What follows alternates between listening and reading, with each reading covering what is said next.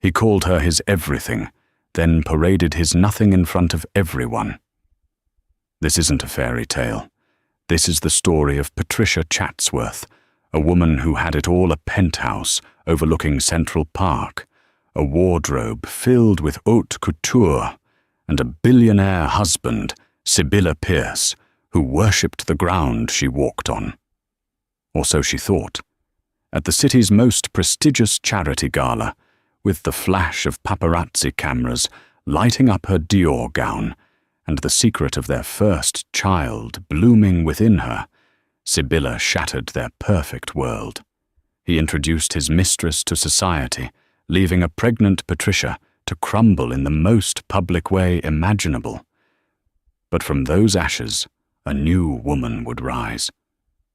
This is the story of how a betrayed wife returned not for revenge, but to build an empire that would make her husband's fortune look like pocket change.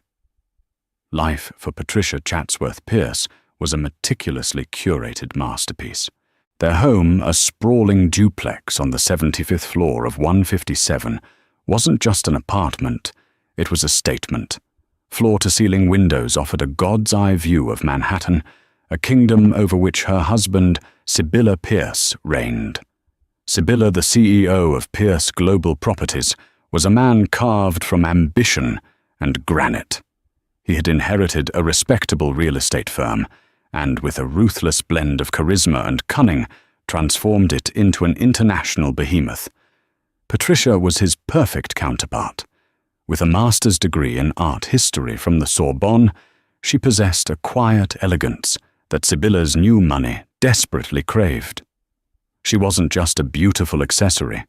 She was the curator of their life, transforming their cold modern spaces into warm, sophisticated homes filled with carefully chosen art. She advised him on acquisitions for the corporate collection and charmed his investors with her intellect and grace. She was in every sense his partner. Their 5th anniversary was approaching, and with it the annual Metropolitan Foundation Gala, the crown jewel of the New York social calendar. This year was different. Patricia held a secret she'd been cherishing for 8 weeks, a secret she planned to reveal to Sibylla in a beautifully wrapped box after the gala, a pair of tiny cashmere booties. She was pregnant. Their child, the true heir to the Pearce empire, was on the way. The evening of the gala, the air in the penthouse buzzed with anticipation. Patricia stood before the mirror, her reflection shimmering in a custom-made navy silk gown by Schiaparelli. The fabric clung to her frame, subtly hinting at the new life she carried. Sibylla entered the dressing room already in his tuxedo. Perfect, Patty. Absolutely perfect, he said, his voice a low hum of approval. He clasped a diamond necklace around her neck, his fingers cool against her skin. The necklace was the Lumière de Cascade, a breathtaking piece from Harry Winston he'd bought at a Sotheby's auction. A queen needs her crown jewels. She smiled, her heart fluttering. It's beautiful, Sibylla. Thank you. He kissed her cheek, a gesture that felt more performative than affectionate. Lately his touches had felt that way, gestures meant for an audience, even when they were alone. There had been late nights at the office, hushed phone calls he'd walk into his study to take, and a new, uncharacteristic scent of a different perfume, a sharp, cloying gardenia that sometimes clung to his suits. She had pushed the thoughts away, blaming her own nascent pregnancy hormones for her unease. Sibylla was a busy man. This was the price of their life. The gala was a chaotic symphony of wealth and power. Camera flashes exploded like fireworks as they stepped from their black Bentley. Patricia smiled, her hand resting protectively over her abdomen, a gesture no one but she understood. Inside the grand hall was a sea of designer gowns and hushed gossip. They held court at their table, a prime spot near the stage, accepting congratulations on a recent skyscraper deal in Dubai. to my brilliant wife, Patricia Sibylla, said, raising his glass of champagne in a toast to their table guests. The soul of our home, and the heart of my life. Patricia's cheeks flushed with pleasure. The doubts that had pricked at her conscience melted away under the warmth of his public adoration. This was her husband. This was their life. The first crack in her perfect world appeared an hour later. Sibylla excused himself to network. Patricia was engaged in a conversation with the elderly Mrs. Rothschild about a new Monet exhibition when a ripple of silence spread from the grand entrance. Heads turned, whispers followed. Standing there, bathed in the archway's light, was a woman who was Patricia's complete opposite. She was sharp angles where Patricia was soft curves, her platinum blonde hair cut in a severe geometric bob. She wore a blood-red Alexander McQueen dress that looked less like a gown and more like beautiful, dangerous armor. Her name was Kendra Lowe, a ruthless up-and-comer in the world of venture capital, known for her aggressive takeovers and even more aggressive social climbing. And walking toward her, his hand outstretched, was Sibylla. Patricia watched a cold knot forming in her stomach as Sibylla took Kendra's hand. He didn't just greet her, he possessed her, his hand sliding from her fingers to the small of her back. He guided her through the crowd, not towards a peripheral group, but directly towards the center of the room, towards their table. The whispers grew louder, more insistent. They stopped a few feet from where Patricia sat, frozen. The world seemed to narrow to this single horrific tableau. Patricia Sibylla's voice was smooth, but his eyes were like chips of ice. I'd like you to meet Kendra Lowe. Kendra is a very important new partner for the company. Kendra's smile was a slash of crimson lipstick. It didn't reach her cold, assessing eyes, which flickered over Patricia's gown her diamonds, and then with a flicker of triumphant disdain, seemed to linger for a moment on her stomach. It's a pleasure to finally meet the woman behind the man, Kendra said, her voice a purr. The emphasis on behind was a deliberate, poisoned dart. Patricia couldn't speak. The air had been sucked from her lungs. This wasn't a business introduction. The way he held her, the proprietary gleam in his eye, the way the entire room was holding its collective breath, this was a declaration. He hadn't just brought his mistress to the gala. He was presenting her, flaunting her. A well-known society columnist, Brenda Maxwell, sidled up to their table, her pen poised. Sibylla. A bold move. Is Pierce Global Properties expanding into venture capital? Sibylla's smile widened. He pulled Kendra closer. His hand splayed possessively on her hip. Pierce Global is always expanding. We're moving into a new era, a more dynamic future. The subtext was a sledgehammer. Patricia was the past. This woman was the future. The room was spinning. The faces of her friends and acquaintances were a blur of pity shock and morbid curiosity. She could feel hundreds of pairs of eyes on her, dissecting her reaction. She felt the delicate life inside her, a secret that was supposed to be a joyous gift, now felt like a lead weight in her womb. She rose from her chair, her legs trembling. Sibylla. She whispered, her voice barely audible. May I have a word with you in private? He looked at her as if she were a stranger, a minor inconvenience. We're a little busy right now, Patricia. Why don't you go get some air? It was the dismissal that broke her. Not the affair, but the casual public cruelty of it. He had taken their life, their marriage, and set it on fire in front of the entire world, and he didn't even have the decency to look her in the eye while it burned. She turned her Schiaparelli gown, feeling like a shroud, and walked away from the table. She didn't run. She walked with a dignity she didn't feel, past the staring faces, past the whispers that followed her like a trail of smoke. Each step was an agony. The flash of a camera went off in her face, and in that blinding white light, she saw her future a ruin. She didn't stop until she reached the cold marble of the ladies' lounge. Leaning against the sink, she stared at her reflection. The diamonds around her neck felt like a slave's collar. Her perfect face was a mask of horror. And as the first sob tore through her, a sharp, cramping pain shot through her abdomen, a terrifying premonition of all the things she was about to lose. The Bentley ride back to the penthouse was a silent, suffocating ordeal. Patricia sat pressed against the far door, the plush leather feeling cold and alien. Sibylla sat beside her, radiating a chilling indifference. He scrolled through his phone, a small triumphant smile playing on his lips as notifications likely poured in about his dramatic social coup. He hadn't just launched a new business partnership. He had launched a new public identity, and he had used his wife's humiliation as the runway. When the car door opened, in the sterile silence of their private garage, Patricia moved on autopilot. She walked into the elevator, her gaze fixed on the polished steel doors, refusing to look at him. The cramping in her belly was a dull, persistent ache, now a drumbeat of dread. Inside the penthouse, the magnificent view of the city skyline seemed to mock her.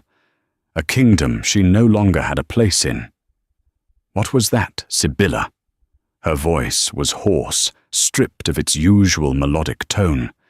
He finally looked up from his phone, his expression one of mild irritation. What was what, Patty? It was business. You're being hysterical. Hysterical. The word, so dismissive, so patronizing, cracked something open inside her. You brought that woman, your mistress, to the most public event of the year. You stood her next to me. You humiliated me in front of every person we know. He shrugged, walking to the bar and pouring himself a whiskey. Kendra is not just a mistress. She's a formidable asset. Her firm is backing our new Tech City project in Austin. It was a strategic announcement. A strategic announcement, she repeated, her voice rising with disbelief. You announced your affair as if it were a quarterly earnings report. Don't be so naive, he sneered, turning to face her, the amber liquid swirling in his glass. This is how the world works. We had become stale, predictable. People respect power, Patty. Boldness. What I did tonight, that was power. It's got everyone talking. The Pierce Global stock will probably jump 5 points tomorrow on the buzz alone. Patricia stared at him, truly seeing the man she had married for the first time. The charming, ambitious man she had fallen in love with was a facade. Beneath it was this, a cold reptilian creature who saw human beings as assets and liabilities. And tonight, she had been reclassified as a liability. And what about me? What about our marriage? She whispered, the fight draining out of her. The marriage served its purpose, he said, with brutal finality. You gave me class. You curated a beautiful life. But I've outgrown it. I need someone who can play in the big leagues, not just pick out curtains and paintings. The insult was designed to gut her, to reduce her entire contribution to their life to domestic fluff. It worked. She felt hollowed out, worthless. And then she remembered the secret she still held. Hope, fragile and desperate, flickered within her. Maybe this would change things. Maybe the reality of a child would pierce through his monstrous ego. Sibylla, I'm pregnant. The words hung in the vast, silent room. He stopped swirling his drink. For a moment, she saw a flicker of something in his eyes, shock, maybe even fear. But it was gone as quickly as it came, replaced by a cold, calculating mask. He took a slow sip of his whiskey. Well, that is Inconvenient timing. Inconvenient. Her heart, already shattered, seemed to disintegrate into dust. Their child was an inconvenience.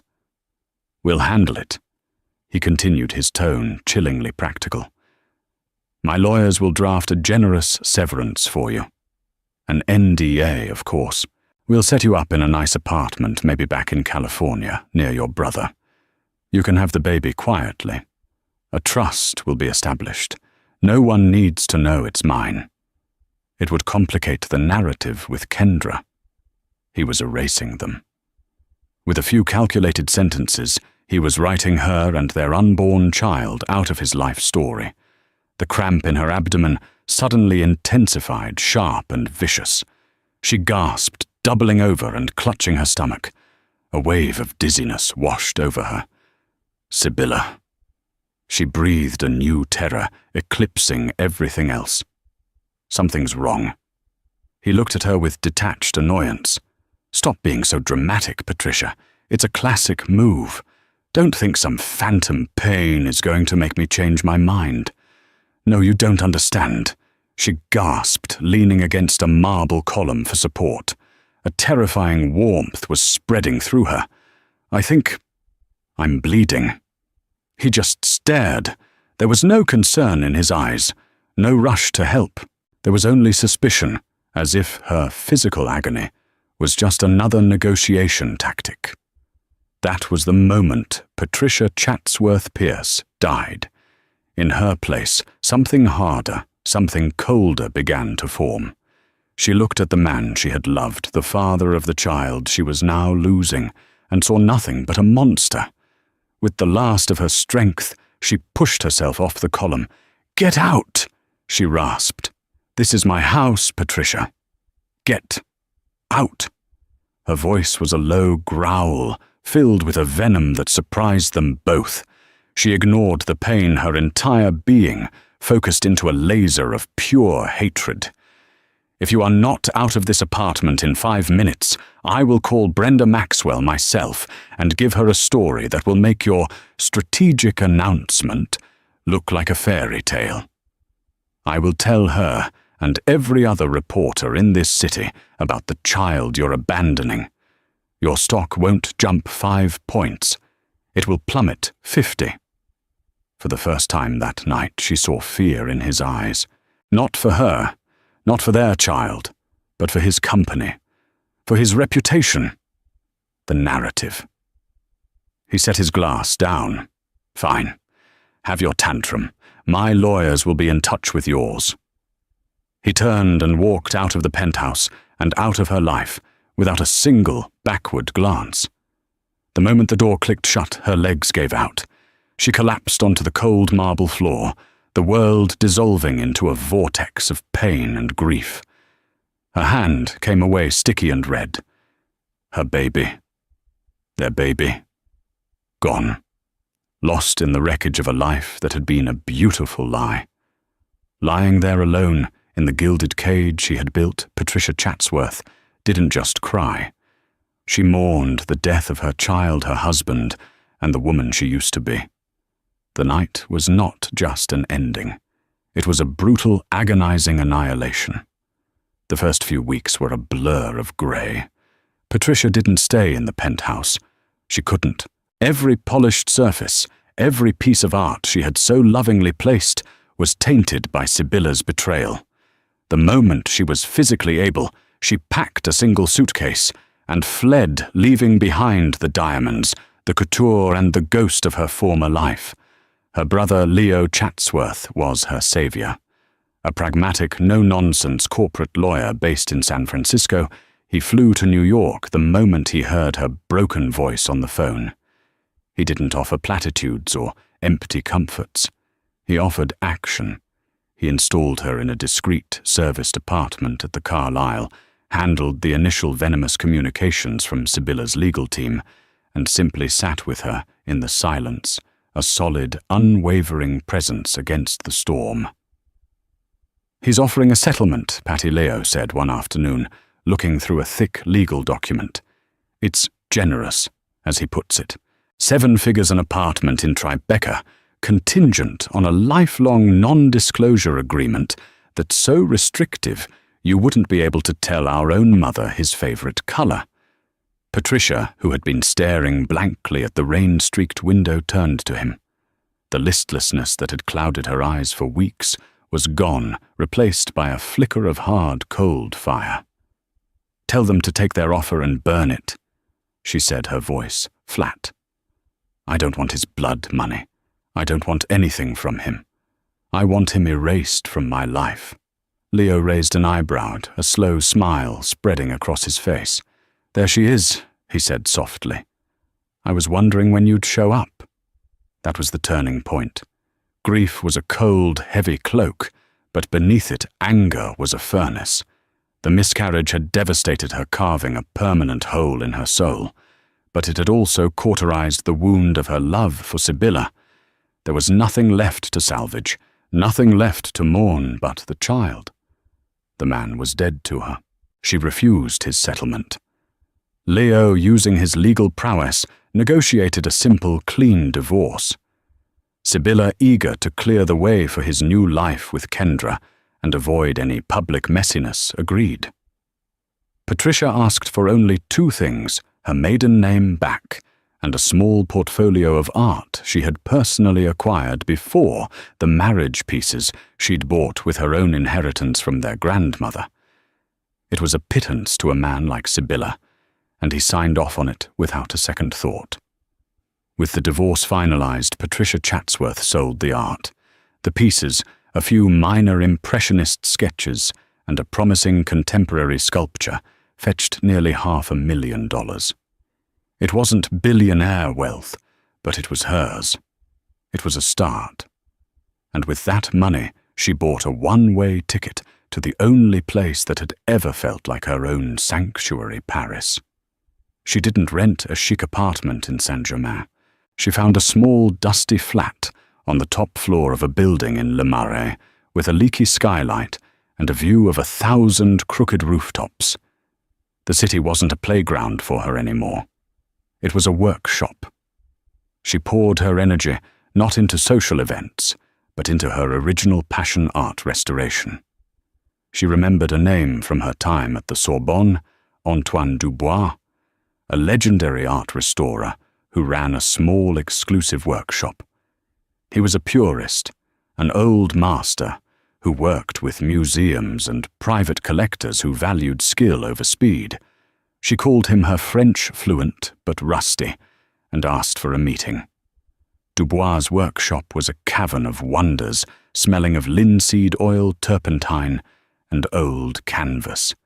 Canvases in various states of repair leaned against the walls like weary soldiers. Dubois himself was a small man with kind, tired eyes and hands stained with a century of pigments. He listened patiently as Patricia, not as the former Mrs.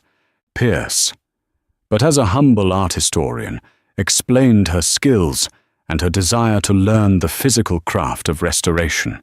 He was skeptical. "This is not a glamorous hobby, Mademoiselle Chatsworth. It is patient, painstaking work. It is dust and chemicals, and hours spent staring at a single square centimetre of cracked paint." "I'm not looking for glamour, Monsieur Dubois," she replied, her gaze steady. "I'm looking for work." He tested her.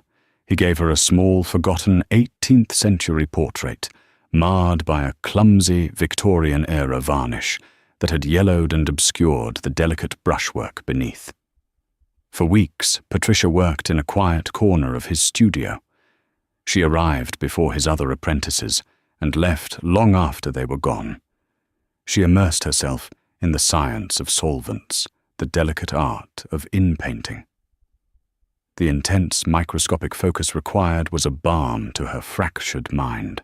While she meticulously removed the discolored varnish, she felt as if she were also stripping away the layers of her old life, revealing the stronger substance underneath.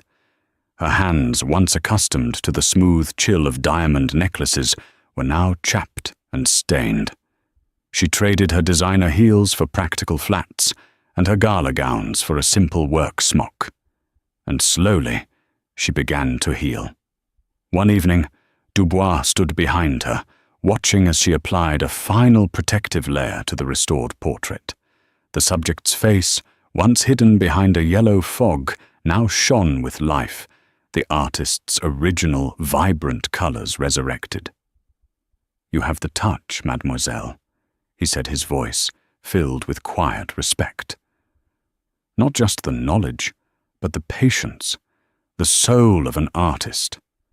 That praise meant more to her than all of Sibylla's empty compliments about her beauty.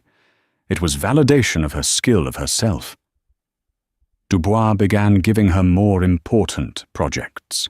Her reputation within the small, cloistered world of European art restoration began to grow. She was known for her meticulous research, her delicate hand, and her uncanny ability to understand an artist's original intent. 2 years after her arrival in Paris, Patricia was working on a commission from a Belgian museum when she realized her period was late. A cautious, terrifying hope bloomed in her chest. A visit to a discreet doctor on the Rue de Rivoli confirmed it. She was pregnant. There had been a brief, gentle affair with a kind university professor who saw her for who she was not, who she had been married to. It had ended amicably when he'd taken a post in another country, but he had left her with the one thing she thought she had lost forever. This time there was no billionaire husband, no penthouse, no public announcement. There was only Patricia in her small Parisian flat, with her own hard-earned money and a future she was building with her own 2 hands. She placed a hand on her stomach, and for the first time since that horrible night, she felt a profound, unadulterated joy. This child would not be an heir to a cold empire. This child would be hers, her motivation, her masterpiece. She would name her Rosalind, a name that meant beautiful rose, a flower that could grow and thrive from the rubble. The next 5 years were a whirlwind of quiet, relentless construction. Patricia gave birth to a healthy, beautiful daughter, Rosalind, a child with her mother's thoughtful grey eyes and a spirit of pure sunshine. Motherhood redefined Patricia's ambition. It was no longer fueled by the bitter ashes of revenge, but by the fierce protective fire of a parent's love. She was not just rebuilding a life for herself. She was building a fortress for her daughter. She founded her own company, Chatsworth Restoration. Operating initially out of a larger studio space she leased near the Place des Vosges, she hired 2 of the best apprentices from Dubois' workshop. Antoine Dubois, now semi-retired, acted as her mentor and occasionally consulted on challenging projects, his revered name lending her fledgling company immediate credibility. Chatsworth Restoration became known for a niche expertise, identifying and restoring sleepers' paintings of immense value that had been misattributed or forgotten, hidden under layers of grime and neglect in dusty private collections and provincial auction houses. Patricia combined her academic knowledge with her hands-on skill. She would spend weeks in libraries and archives, tracing the provenance of a piece before ever touching a solvent to its surface. Her breakthrough came in her 3rd year of business. She was contacted by a Spanish family, the de Vegas, whose ancestors had been patrons of the arts. They had a large, dark painting of Venus that had been hanging in a drafty corridor of their ancestral castle for 200 years. It was attributed to a minor student of Velázquez and was considered largely worthless. They wanted it cleaned simply for sentimental reasons. When the painting arrived at her Paris studio, Patricia felt a familiar thrill. The composition was clumsy in parts, but the way the light fell on the subject's skin, the masterful rendering of the velvet drapery, it felt different, important. For 6 months, she and her team worked. They ran pigment analysis, X-rayed the canvas, and spent 1,000 hours on the restoration. As they painstakingly removed the dark, heavy overpainting from a 19th century modesty campaign, they uncovered the original breathtaking brushwork beneath. And in a corner, hidden under a layer of brown paint, they found a faint, looping signature. It wasn't a student's. It was the signature of Artemisia Gentileschi, one of the most celebrated and fiercely independent female artists of the Baroque period. It was a lost masterpiece, the Sleeping Venus of de Vega. The art world erupted. The discovery was the subject of front-page articles in Le Monde, The Times of London, and La Repubblica. When the painting was authenticated and went to auction at Christie's in London, it sold for a staggering $32 million. As part of her contract, Patricia had negotiated a percentage of the sale price as her fee, a common practice for high-stakes restoration discoveries. Overnight, Patricia Chatsworth was not just a respected restorer. She was a millionaire. A self-made millionaire. The story was irresistible. The brilliant art historian, the hidden masterpiece, the woman who had built her own success from nothing. She was featured in Forbes magazine's Europe's 30 Under 30. Even though she was in her early 30s, they made an exception for the compelling narrative. The article mentioned she was American, but barely touched on her past life in New York, framing her as a quintessential Parisian success story. Patricia used the money not for luxuries but for expansion. She diversified, adding art curation and investment consultation to her business services. She became a trusted advisor for a new generation of wealthy tech entrepreneurs and old money families who wanted to build collections with meaning and value. Her company, now rebranded as the Chatsworth Art Group, opened a small chic office in Geneva to handle the financial side of the business. She and Rosalind lived comfortably, but not extravagantly. They had a beautiful apartment on the Ile Saint-Louis with a view of the Seine. Rosalind attended a small private bilingual school. Their life was filled with museum visits, picnics in the Jardin du Luxembourg, and the comforting familiar scent of oil paint and old books. Patricia had found more than success. She had found peace. But as her European empire grew, she knew a crucial piece was missing. The heart of the global art market, the city with the wealthiest and most ambitious collectors, was still New York. To truly cement her legacy and take her company to the next level, she had to go back. She had to plant her flag in the very city that had cast her out. The decision was terrifying. It meant returning to the scene of her greatest humiliation. It meant the possibility of running into Sibylla. But looking at her daughter now, a bright, curious 5-year-old Patricia knew she couldn't let fear dictate their future. She wouldn't let Sibylla Pierce have the power to keep her exiled from her own home country. She made the call to a commercial real estate agent in Manhattan. She wasn't looking for a small office. She was looking for a flagship gallery space. A statement. She found the perfect location, a multi-level light-filled building in Soho that had once been an ironworks factory. As the contracts were signed and the plans for the grand opening began, the New York media caught wind of the story. Parisian art prodigy Patricia Chatsworth to open Soho Gallery read a headline in the New York Times style section. The article praised her European success, her famous Gentileschi discovery, and her formidable reputation. It was accompanied by a recent photo of her confident, elegant, and looking directly at the camera with an unreadable, powerful gaze. In his Park Avenue office, Sibylla Pierce read the article, the newspaper rattling in his hand. The photo was of a woman he barely recognized. The soft, accommodating girl he had married was gone. In her place was a formidable stranger, Patricia Chatsworth. He noted with a jolt that she had taken back her maiden name. He scrolled through photos of her, online pictures of her speaking at conferences in Zurich, cutting the ribbon on a museum wing she had helped curate in Amsterdam. Then he saw a photo of her in a park, laughing with a small, dark-haired girl. a girl who would be about 5 years old. A cold, unfamiliar feeling, a mixture of shock, regret, and a strange possessive anger began to twist in his gut. His discarded asset had somehow impossibly become a blue-chip stock. And she was coming back. The return to New York was a meticulously planned invasion. Patricia didn't slip back into the city. She arrived.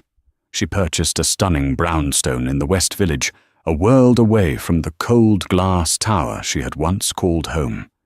It was a house with character, with a garden for Rosalind to play in, filled with the art and books that defined their life, not a husband's status.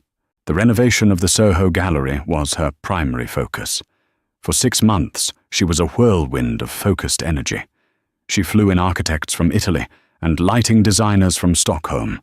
The space was transformed into a modern temple of art with soaring ceilings, polished concrete floors and walls of brilliant white.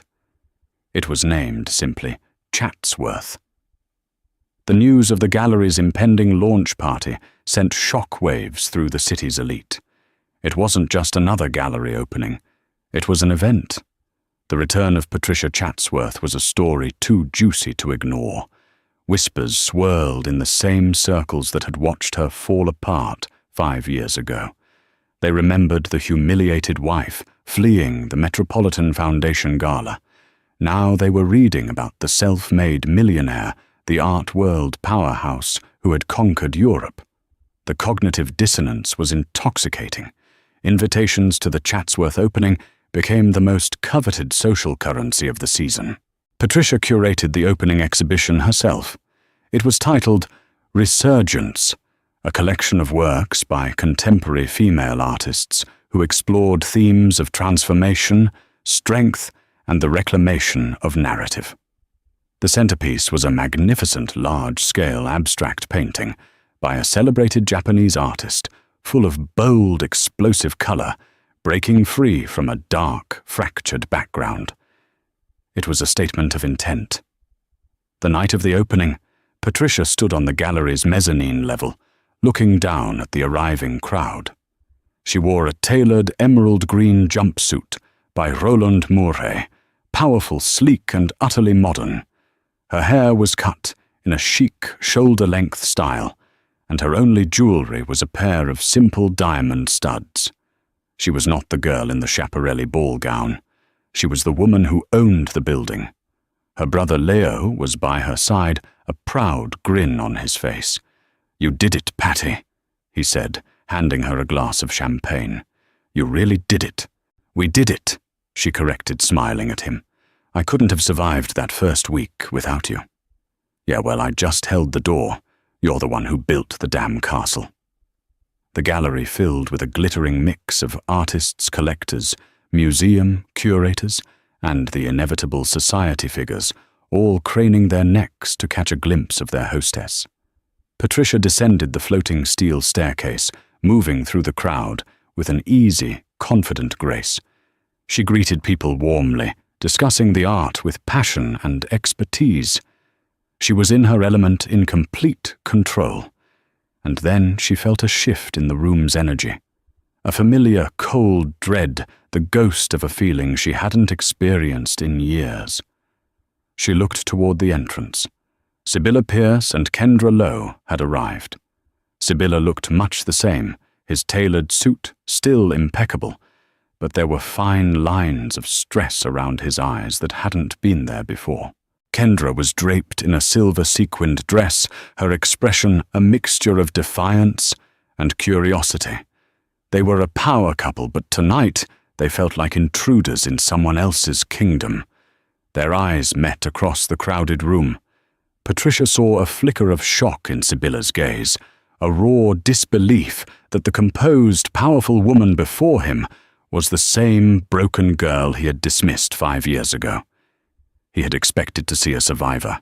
He was not prepared for a conqueror. Kendra's smile was tight, her eyes sweeping over the gallery with an appraising, competitive glare.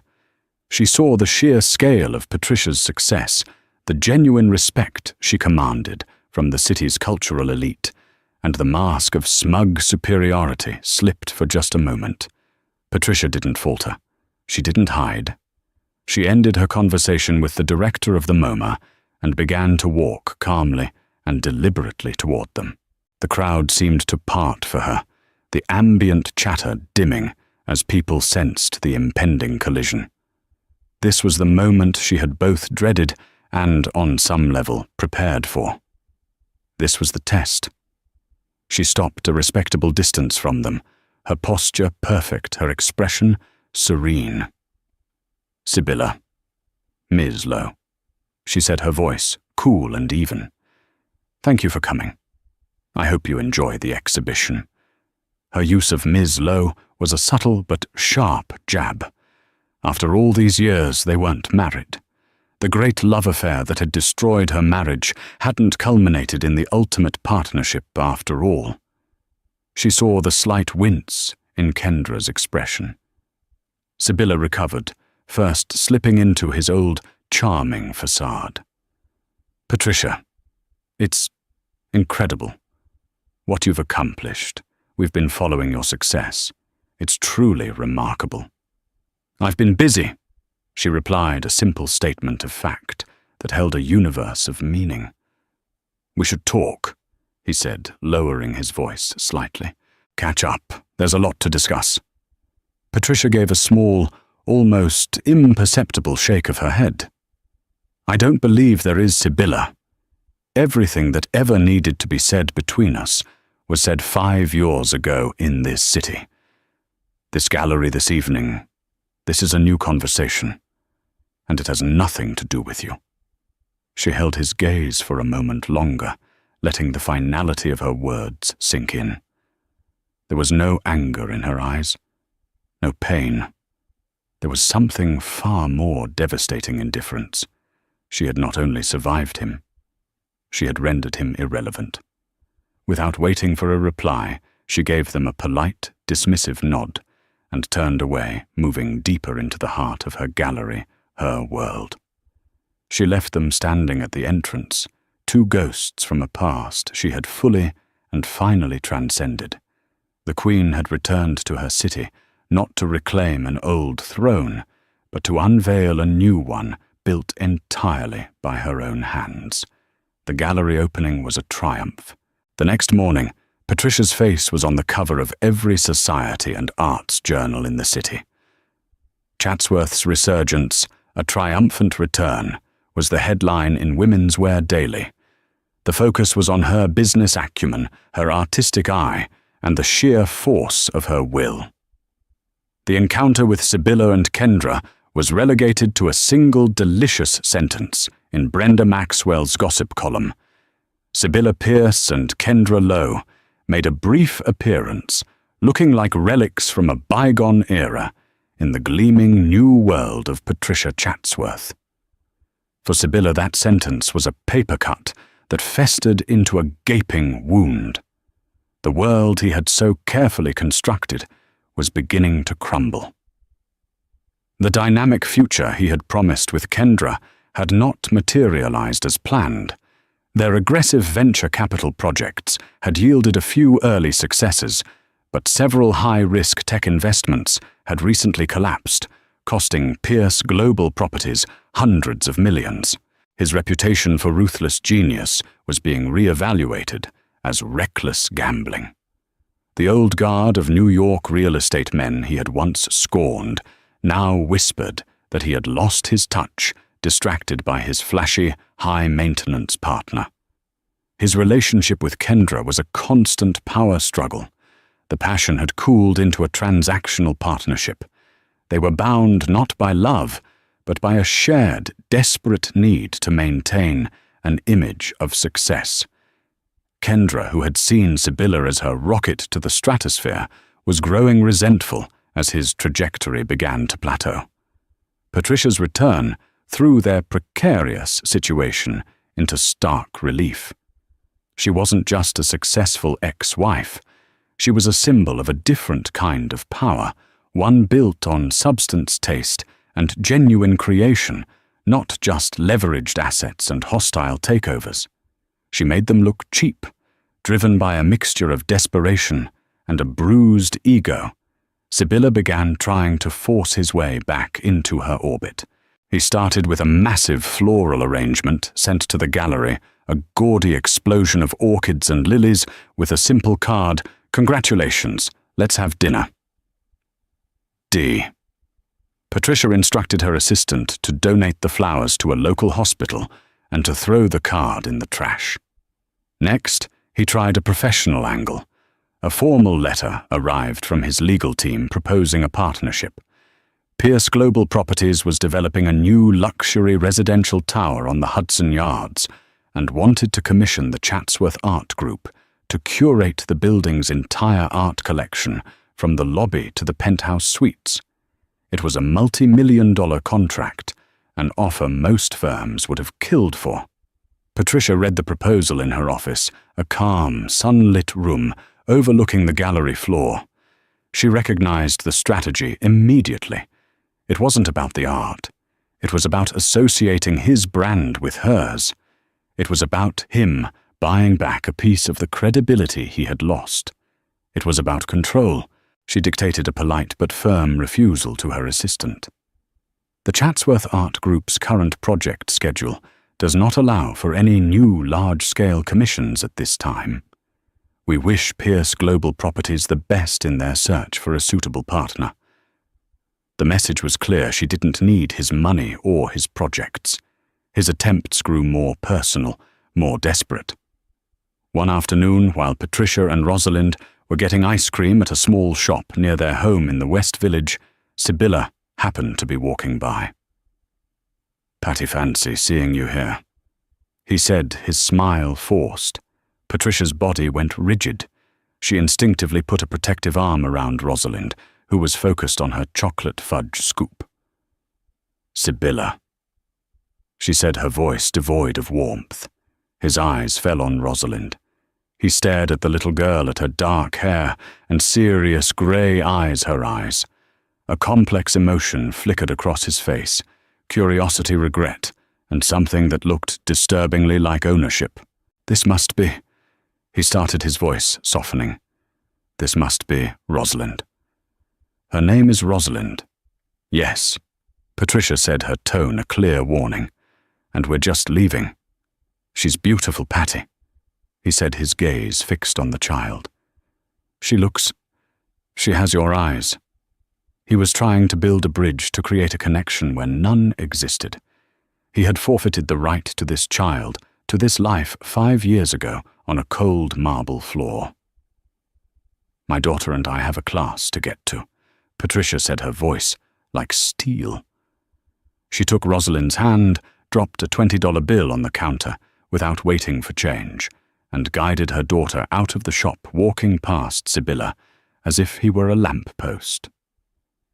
She didn't look back, but she could feel his eyes on them, a burning, possessive gaze that made her skin crawl. That night she called Leo. "He's not giving up, Leo." He approached Rosalind. "That son of a bitch," Leo swore. "Don't worry, I'll handle it. I'll send his lawyers a letter so clear it will singe their eyebrows. He has no parental rights." He signed them away. "One more unsolicited approach, and we'll file for a restraining order." The legal threat worked for a time, but Sibylla's desperation was reaching a tipping point. And then Patricia discovered a secret that would give her the ultimate, final checkmate. She was in the process of acquiring a small private art collection from the estate of a recently deceased hedge fund manager. As part of her due diligence, she was going through the provenance records for each piece. One painting in particular, a beautiful landscape from the Hudson River School, caught her eye. As she traced its ownership history back through the decades, she saw a familiar name. The painting had been sold in the late 1990s from the estate of Alistair Pierce, Sibylla's grandfather. Her curiosity piqued. She started cross-referencing other pieces from the collection. She spent a week digging through auction records and private sales archives. A shocking picture began to emerge. The hedge fund manager had acquired nearly a dozen significant pieces that were once the core of the original Pierce family collection. This was the old money art, the foundation of the family's cultural legacy. She remembered Sibylla bragging about how his grandfather had been a great collector. Why would these pieces be sold off? She made a call to a trusted contact, an older art dealer who knew all the city's secrets. The dealer's story was damning. "Oh, the Pierce collection," he'd said with a sigh. "A tragedy. Young Sibylla sold it all off about 10-15 years ago. He needed liquidity for some high-risk commercial real estate venture in Asia. He gutted his family's legacy for a quick cash infusion. He thought paintings on a wall were dead money. Most of it was bought up by a hedge funder, a fellow named Peterson. A much smarter collector in the long run." Patricia hung up the phone, her mind reeling. Sibylla hadn't just built an empire. He had done it by secretly selling off its foundation. His entire persona was a lie built on a legacy he himself had dismantled and sold for parts. And the crowning irony, the centerpiece of her own acclaimed discovery, the Gentileschi masterpiece, the Sleeping Venus of De Vega, she now realized with a jolt of ice-cold clarity that she had outbid that very same hedge fund manager, Peterson, to acquire it for her Spanish clients. She had unknowingly prevented the greatest piece of all from falling into the hands of the man who held the rest of Sibylla's family legacy. She now held all the cards. This wasn't just about personal betrayal anymore. This was about his entire identity. And she knew exactly how she was going to play her hand. The endgame was not a dramatic confrontation in a boardroom or a shouting match in a public place. Patricia's final move was one of quiet, devastating precision, executed on her own terms in her own space. She orchestrated it through Leo. He sent a single formal letter to Sibylla's legal team. The letter stated that Ms. Patricia Chatsworth was in possession of information regarding the sale of the Alistair Pierce collection and was prepared to make this information available to key financial reporters and business biographers. It also stated that she had a final proposal to discuss with Mr. Pierce and that he was to meet her at her gallery alone at 9 o'clock the following evening. Sibylla arrived at the appointed time, stepping into the silent, beautifully lit gallery. The space, empty of its usual throng, felt like a cathedral. Patricia was waiting for him in the main exhibition hall, standing before the explosive, vibrant painting that was the centerpiece of her Resurgence collection. She was dressed simply in black trousers and a silk blouse, her hands in her pockets. She looked completely at ease, a queen in her court. "Sibylla," she said, not turning to look at him. "Thank you for coming. Your lawyer's letter was compelling," he said, his voice tight with barely concealed rage. "What is this, Patricia? Blackmail? Blackmail is such an ugly word," she said, finally turning to face him. Her expression was calm, almost placid. "I prefer to think of it as a final acquisition. I'm simply acquiring the last thing I need from you, your permanent absence from my life and my daughter's." She gestured to a small table where a stack of folders lay. "I know about the collection. Sibylla, your grandfather's collection.